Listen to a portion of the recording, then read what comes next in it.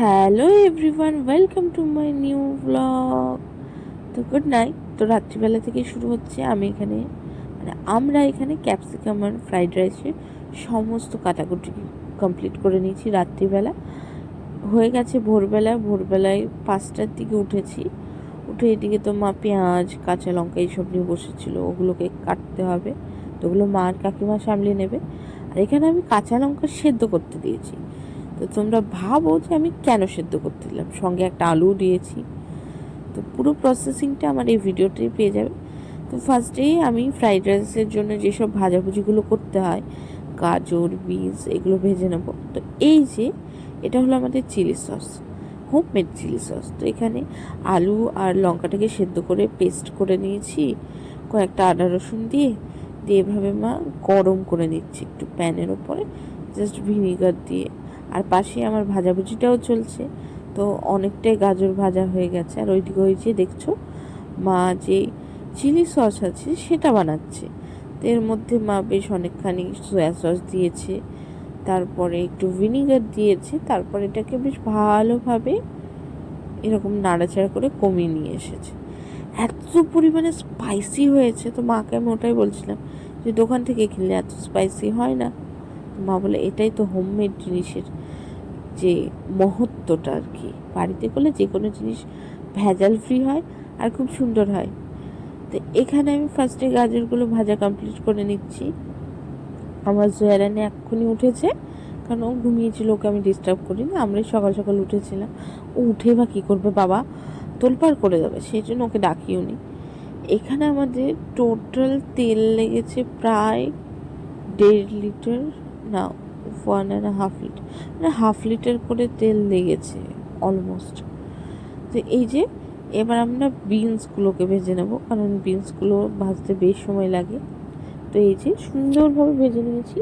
তারপর এবার আমাদের পালি হলো মানে ক্যাপসিকামগুলো ভেজে নেওয়ার।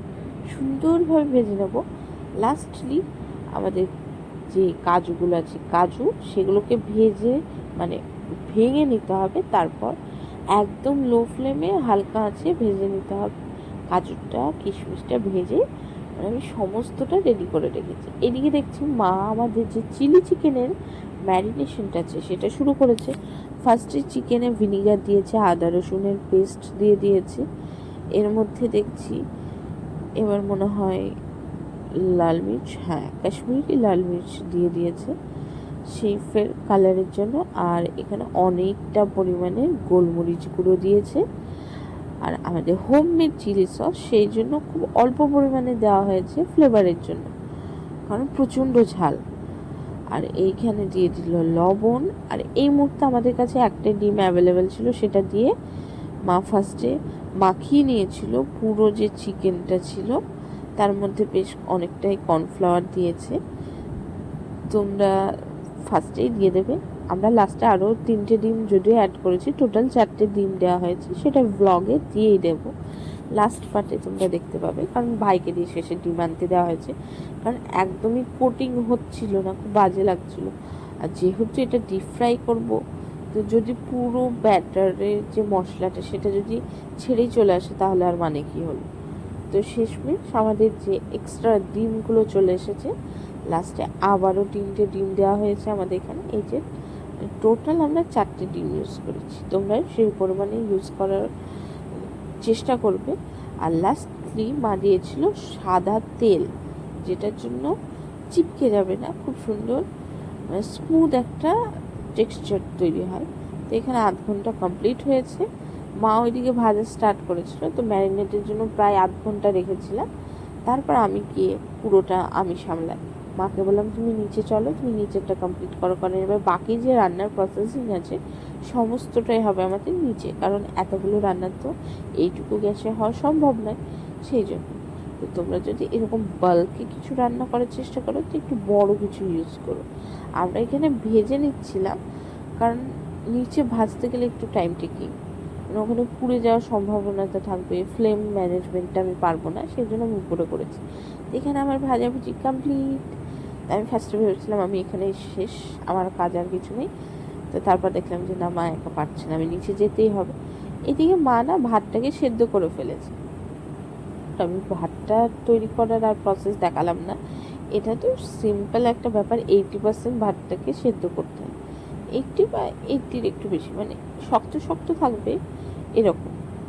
আর এই পোটলিটা ইউজ করেছে, এর ভেতরে মা কাবাব চিনি, দারচিনি, স্টার এনিস, যে যে মশলা লাগে আর কি, সেগুলো দিয়ে ভাতটাকে ফুটিয়ে নামিয়ে নিয়েছে। আর যে আমরা ভাজা যে সবজিগুলো রেখেছিলাম সেগুলোকে আমরা ইকুয়াল কোয়ান্টিটিতে 3টে যে আমাদের জায়গাতে ভাতটা ঢালা আছে ঠান্ডা করার জন্য, 3টে জায়গাতে সুন্দরভাবে দিয়ে দিয়েছে। এখানেই মাখিয়ে নিয়েছে, লবণ দিয়েছিল, এখানে চিনি দিয়েছিল, ঘি দিয়ে সম্পূর্ণটা এখানে মাখিয়ে নেওয়া হয়েছিল।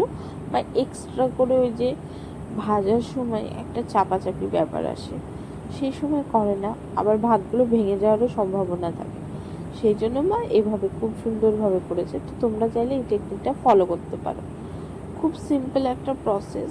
আর বাড়ির জিনিসে একটাই বেনিফিট যে এখানে প্রচুর সবজি ইউজ করা হয়েছে। আমরা তো মানে লাস্ট কিছুদিন আগেই আমরা fried rice and chilli chicken order করেছিলাম। ফ্রাইড রাইসটা খেতে আমার একদমই ভালো লাগেনি, না আমার ভাইয়ের ভালো লেগেছে। তো আমার ভাই তো ইনসিস্ট করলো মাকে যে না বাড়িতে বানাও, ওটা আমার ভালো লাগলো, সেই জন্যই হচ্ছে আর কি। তো এখানে যে আমরা পাত্রে এবার ভাতটাকে একটু দমে রাখবো, সেটাই এই তেজপাতা দেওয়া হয়েছে, স্টার এনিস দেওয়া হয়েছে, জয়িত্রী দেওয়া হয়েছে, আর কয়েকটা এলাচ দেওয়া হয়েছে। এরপর এই যে ভাতটা দিয়ে ঢেকে রেখেছিলাম, আমাদের কি সুন্দর ভাতটা কমপ্লিট হয়ে গেছে। ওটাকে এবার সাইডে রেখে আমাদের চিলি চিকেনের প্রসেসিং স্টার্ট হবে। এখানে মা এই যে তেলটা দেখছো ইউজ করেছে, ফার্স্টে বলে রাখি, সেটা হলো আমাদের যে চিলি চিকেনের যে পাকোড়াগুলো ফ্রাই করেছিলাম সেই তেলটাই, এক্সট্রা কোনো তেল ইউজ করিনি। আর তার মধ্যে মা কয়েকটা শুকনো লঙ্কা দিয়ে দিয়েছে, সরি ক্যামেরার অ্যাঙ্গেলটা একটু এদিক ওদিক হয়ে যাচ্ছে। এর মধ্যে আদা রসুনের কুচি দেওয়া হয়েছে, কারণ এখানে পেস্ট ইউজ করা হয়নি।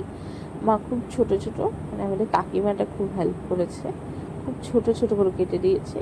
এর মধ্যে পেঁয়াজ দিয়েছিল, পেঁয়াজটা একটু ভাজা ভাজা মতো হয়েছিল, সেই মুহূর্তে মা এখানে দিয়ে দিয়েছে আমাদের যে ক্যাপসিকাম। ক্যাপসিকাম দেওয়ার পর ওখানে আমরা 2টো টমেটোর পিউরি রেখেছিলাম, সেই টমেটোর পিউরি দেওয়া হয়েছে। এর মধ্যে এবার দিয়ে দেওয়া হলো কাশ্মীরি লাল মির্চ। যেহেতু এটা চিলি চিকেন, এটা ঝাল হবে, তো স্বভাবতই এতে ঝাল ঝাল জিনিস বেশি পড়বে। কাশ্মীরি লাল মির্চ যদিও ঝাল নয়, নর্মাল একটা মরিচ আমাদের ইউজ করা হয়েছে। তো এটা দেখে তোমাদের অয়েস্টার সস মনে হতেই পারে, কিন্তু না, এখানে টমেটো সস, সয়া সস আর হালকা হয়তো ভিনিগার আর একটু চিলি সস দেওয়া আছে। আর এর মধ্যে এবার আমরা যে আমাদের গ্রেভিটা রেডি হয়ে গেছিলো, টেস্ট করার পরই আমরা এবার যে পাকোড়াগুলো ফ্রাই করেছিলাম আর কি, মাংসগুলো পাকোড়াই বলছি কারণ পাকোড়ার মধ্যেই ফ্রাই করেছি অনেকটা, ওটা দিয়ে জল দিয়ে এটাকে মা এবার অনেকক্ষণ ফ্লেমে রেখেছিল।